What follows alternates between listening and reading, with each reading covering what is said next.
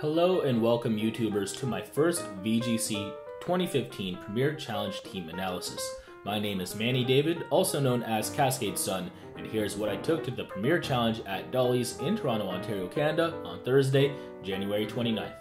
And as you see, the headline followed the leader. If you know anything about VGC, I assume you know what that means, especially with that graphic. Before we really get into the swing of things though, just a couple things to note. I'm relatively new to the VGC and the live and online battle scene in general. I really only started playing a lot since X and Y in the summer, sometime after watching the United States National Championships. It looked like a lot of fun, so I wanted to give it a try. And nothing I've constructed on this team are new ideas. I've adopted everything I could from higher caliber players and OG veterans of the Pokémon VGC scene, figuring that the best way to learn is to watch the pros. A lot of my spreads are relatively basic as well, since I didn't have a lot of time to prepare for this thing. But we're going to start off with the leader, Ms. Clefable, and she is mad annoying when bulked up with moves like Follow Me and Helping Hand. Gengar is my speed control guy with that Icy Wind, a fat little beast offensively as well with either your choice of Shadow Ball, Sludge Bomb, or both. Mega Kangaskhan again is the quintessential Mega Evolution Sweeper. Mamoswine is as cool as it gets with that nice offensive typing that's Ice and Ground, a nightmare for the genies. Heat Rotom is the WoW machine everyone knows and loves. Also, if you don't have Mold Breaker Earthquake, Fire Electric is kind of an abusing typing if you ask me. And to round everything out is Mr. Knockoff himself, Bisharp, who deters Intimidate wielders and fairies. But now to get in depth with the MVP of everything, Ms. Clefable. I nicknamed her Moonshine because of her obvious connection to the moon and because of the drink. One shot of her and it's going to hurt, especially with that rocky helmet. So you guys get the idea, taking away the momentum from opposing physical sweepers with that trademark Follow Me. To note as well, this is Angel Miranda's Clefable verbatim minus the rocky helmet.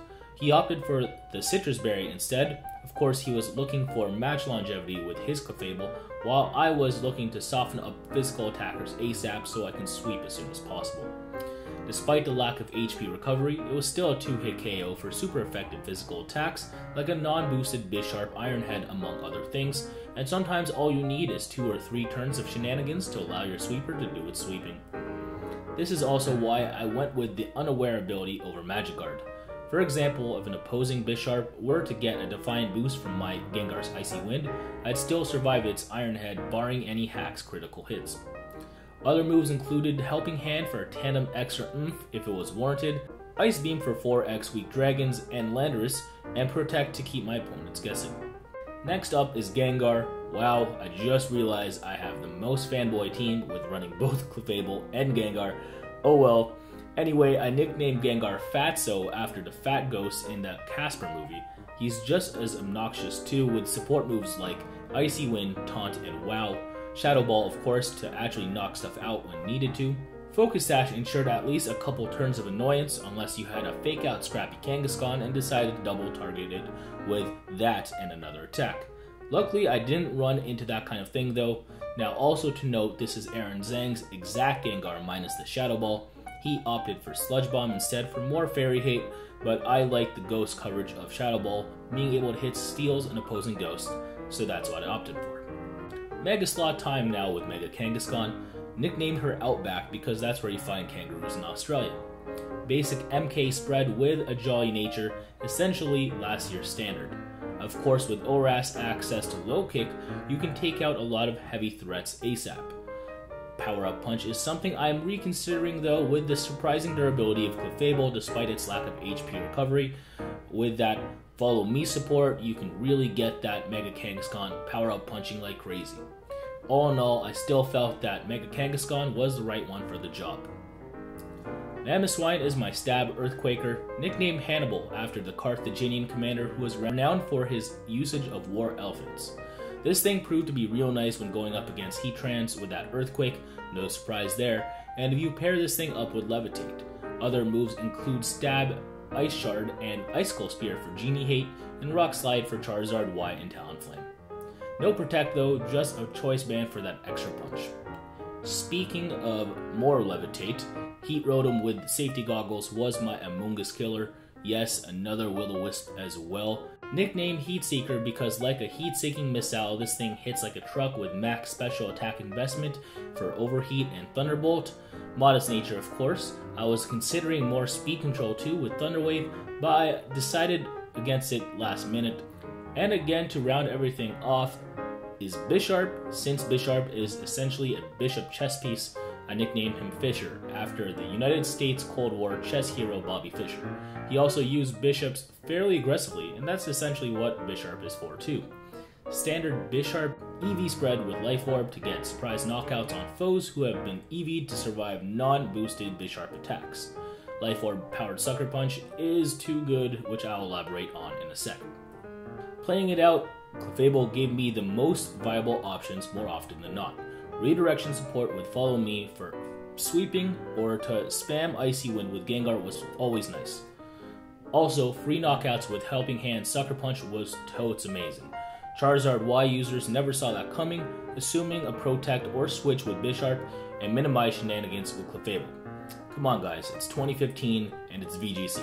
Minimize will never be viable in this fast-paced format, especially trying to make it far. You try winning best of 3s with Minimize in Top Cut, just saying.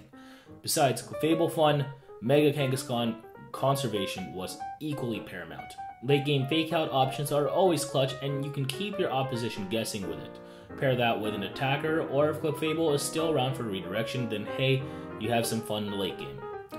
Again, the strategy was to hit as fast and as hard as possible, and for the most part I did that. Standard checks included other speed control teams. Tailwind would have been a killer if it weren't for Gengar's taunt, and Trick Room is always annoying of course. Luckily I dodged it in Swiss and Top Cut. Thunderwave is another option, but in that case I'd probably lead with Heat Rotom and Mamoswine to negate that kind of speed control. Attack-wise, fighting was really annoying. Totes thought that people would be scared to use stuff like Assault Vest and Keldor because Sylveon still handles it, but no, it was still ran. It was really the only thing that I didn't have an absolute check for this tournament. I have my ways about going against Terrakion, but Keldor is another story. Also, no Protect hurt on Gengar, Mega Kangaskhan, and Mamoswine. Again, scrappy opposing Kangaskhan's were not fun for my Gengar. When all was said and done though, I finished with a 4-1 record in Swiss, and I went 1-1 Top Cut, in a field of around 25 players. My only loss in Swiss was to a nice guy named Miles Levita, whose team included Gengar, Mega Altaria, Wash Rotom, Heatran, Conkeldurr, and Landorus T. My Mamoswine and Bisharp completely scared off the Landorus T in Swiss versus him, and in both Top Cup matches as well, so I was stuck fending off against Assault Vest Conkeldurr with no super effective moves to foil it. Don't worry, Mega Altaria was really not the reason for my demise. Anyway, 4-1 in Swiss and winning my first match in Top Cut before losing the next is still top 4 on the tournament, so I will gladly claim 26 championship points upon losing my Premier Challenge virginity. Regrettably though, as good as Mamoswine is, I'd probably lose him if I were to continue using this team. All I did was scare off genies, although I would still think that my opponent would select them anyway.